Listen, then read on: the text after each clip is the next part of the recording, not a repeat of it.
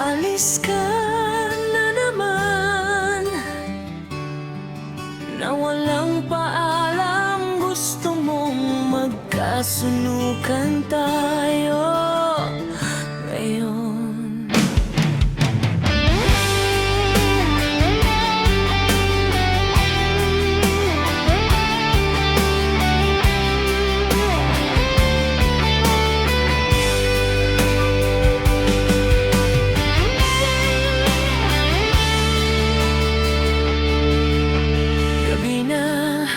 Nabasa ko iyong mga linya niya. When did you stop caring? He asked. When did you start noticing? She replied.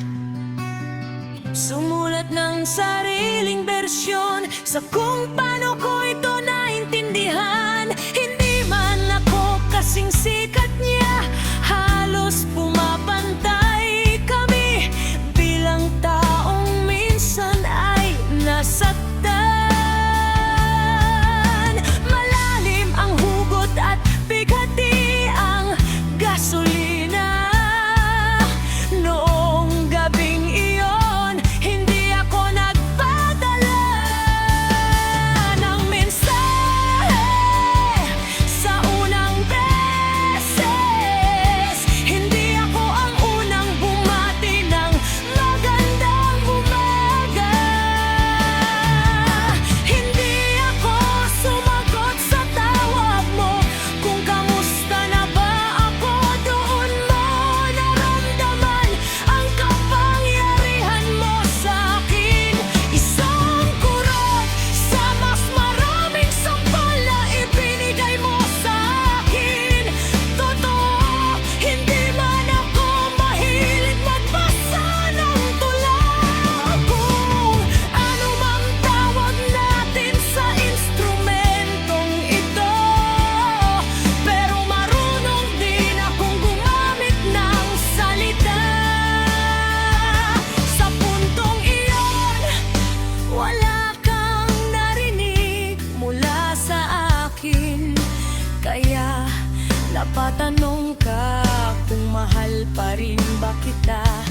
Pero ikaw, kailan ka ba natutong magmahal? Matagal-tagal na nung nakapagsulat ako sa'yo pa.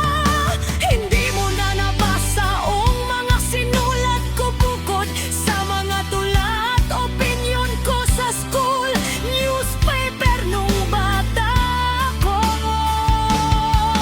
Tinamad rin kasi akong magsulat nung tumatanda na ako. Pero nung nawala ka, nagkaroon ako ng dahilan para magsulat muli. Hindi man ikaw o si mama ang laging paksa ng mga ramblings ko, kayo ang malalim na hugot sa mga tula ko. Balang araw, makakapagsulat ako ng mas maganda. Malay mo kung papalarin, magkaroon ng libro para sa mga agda ko patungkol sa inyo.